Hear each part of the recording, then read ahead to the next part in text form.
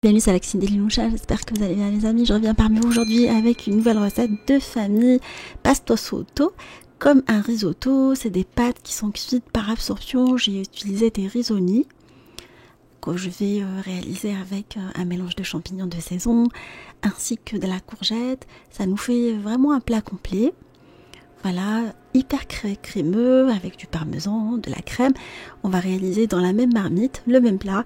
Découvrons la recette ensemble. On va commencer par préparer les légumes. J'ai choisi de la courgette, plein de fibres ainsi que de nutriments.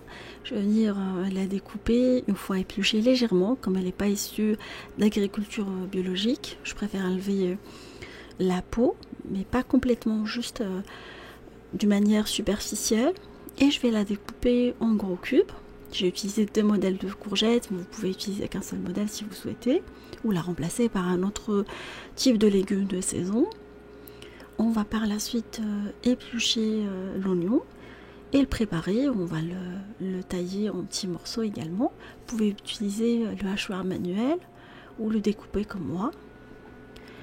Voilà, les champignons, je les ai achetés déjà découpés, je n'ai pas besoin de le faire.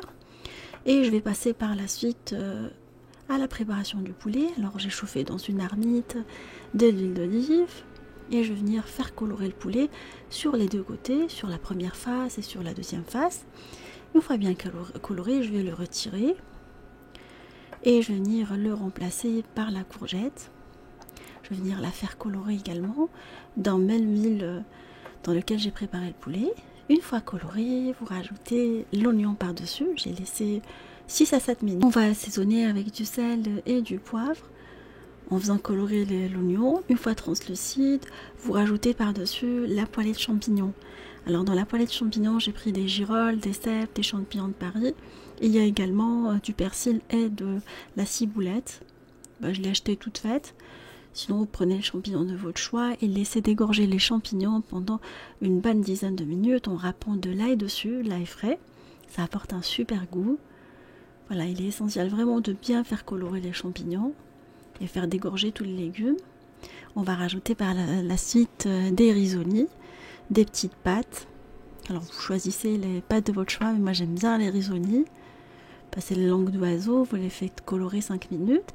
Après, vous préparez un bouillon avec du bouillon cube, du safran, curcuma, gingembre, piment doux, piment fort. Un volume de pâte pour 2 volumes d'eau, de bouillon. Vous couvrez une fois que vous avez rajouté le poulet. Vous laissez cuire par absorption avec le reste. À couvert, à feu moyen pendant 25 minutes. Après la cuisson des risoni, des pâtes, on vérifie, il y a une bonne absorption de la sauce, il ne reste pas beaucoup. On va venir enlever les morceaux de poulet pour pouvoir préparer le pasto sotto. Voilà, j'aurais du mal à le dire comme risotto. Le poulet de côté et je vais rajouter de la crème liquide, semi-épaisse ou épaisse. On va mettre également par-dessus les herbes.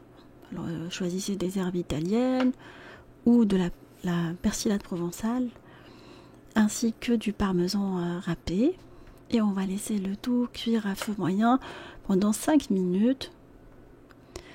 Voilà, le temps d'avoir un bon risotto de pâte crémeux.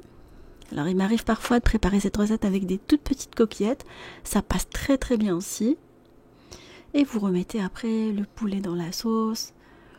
Ça vous fait un super repas délicieux. Alors vous pouvez le customiser avec les légumes de votre choix, avec la viande de votre choix. Vous pouvez le faire même sans viande. Là, ça fait un super repas, comme j'aime bien, le tout cuit dans la même assiette. Alors j'espère que cette recette vous fera plaisir et fera plaisir à vos familles. Je vous fais des gros bisous d'amour. Merci pour vos messages d'encouragement. Et on se dit comme d'habitude, on se retrouve sur la cuisine des Liloucha avec des nouvelles recettes, un nouveau voyage culinaire et à bientôt.